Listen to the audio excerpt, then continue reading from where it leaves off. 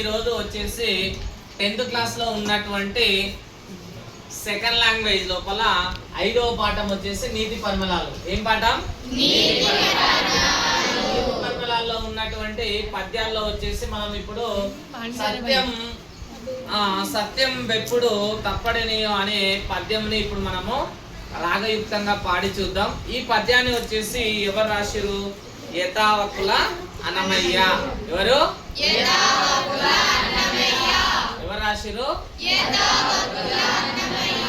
సరే, ఇప్పుడు ఈ పద్యాన్ని రాగయుక్తంగా పాడి చూద్దాం. ఓకే, చూడండి స్టూడెంట్స్.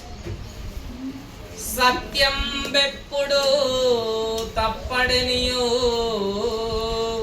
దురాచరుండు గాడేని యౌచిత్యం చేమరడేని దుర్జనుల గోష్ఠిం బొందడే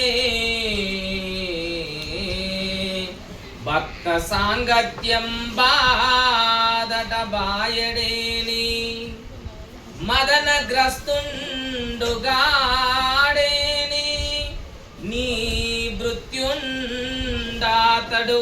మూడు లోకములలో పూజ్యుండు సర్వేశ్వరా. సరే, ఈ పద్యాన్ని ఎవరు రాసిరు? యథావకుల అన్నమయ్య. ఎవరు రాసిరు? ఎవరు రాసిరు?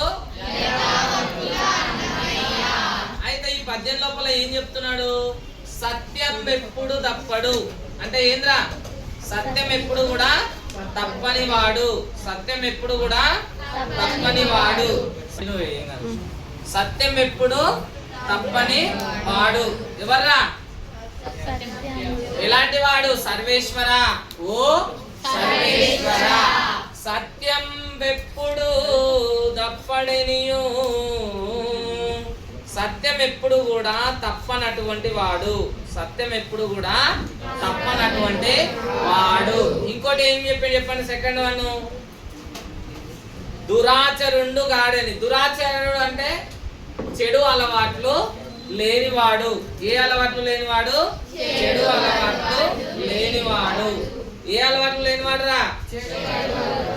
చెడు అలవాట్లు లేనటువంటి వాడు, చెడు ఆచారాలను పాటించని వాడు. ఫస్ట్ వన్ ఏం చెప్పినాం?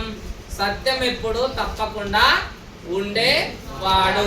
సెకండ్ వన్ ఏం చెప్పినాం? దురాచరుండు గాడేనంటే చెడు ఆచారాలను పాటించని వాడు.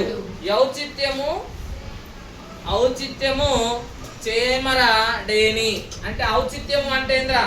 గొప్పతనం అనేది మర్చిపోకుండా ఉండేటటువంటి వాడు. Next one, దుర్జనుల గోష్ఠిని పొందడే. దుర్జనులు అంటే ఎవరు? దుర్జనుడు అంటే చెడువాడు. చెడ్డ వాళ్ళతోటి చెడు మార్గం లోపల నడవనటువంటి వాడు. చెడ్డ వాళ్ళతోటి చెడు మార్గం లోపల నడవనటువంటి వాడు.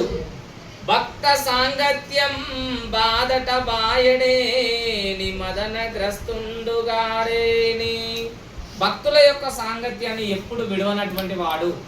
భక్తుల యొక్క సాంగత్యాన్ని ఎప్పుడు విడవనటువంటి వాడు. నీ మృత్యుండాతడు మూడు లోకములలో పూజుండు సర్వేశ్వరా. ఇంకోటి ఏమంటున్నాడు? కోరికలకు లోను కాకుండా ఉండేటటువంటి వాడు. కోరికలకు లోను కాకుండా ఉండేటటువంటి వాడు. ఇట్లాంటి వాళ్ళే సేవకులు అవుతారు. ఇట్లాంటి వాళ్ళే, ఇలాంటి లక్షణాలు ఉన్నటువంటి వాళ్ళే సేవకులు అవుతారు. ఆ సేవకుడే ఈ విశ్వం లోపల అంటే ఈ ప్రపంచం లోపల గౌరవించబడతాడు కదా. ఓ దైవమా అని చెప్తున్నాడు. మళ్ళీ వినండి. ఓ దైవమా, ఎప్పుడు సత్యం ఏం చేయాలి? ఎప్పుడు సత్యం ఏం చేయాలా? పలకాలి. ఏం చేయాలి? పలకాలి. ఎప్పుడు సత్యమే పలకాలి. ఇంకోటి ఏం చెప్పిన? చెడు ఆచారాలను పాటించని వాడు. చెడు ఆచారాలను పాటించని వాడు. ఎప్పుడైనా సరే గొప్పతనాన్ని మర్చిపోకుండా ఉండేవాడు. చెడు సంగతుల మార్గం అంటే చెడ్డ వాళ్ళతోటి నడుచుకుంటూ వాళ్ళ మార్గంలో నడవకుండా ఉండేటటువంటి వాడు. భక్తుల సాంగత్యాన్ని ఎప్పుడు విడిచిపెట్టకుండా ఉండేటటువంటి వాడు. ఇలాంటి వాడే నీకు సేవకుడు అవుతాడు కదా.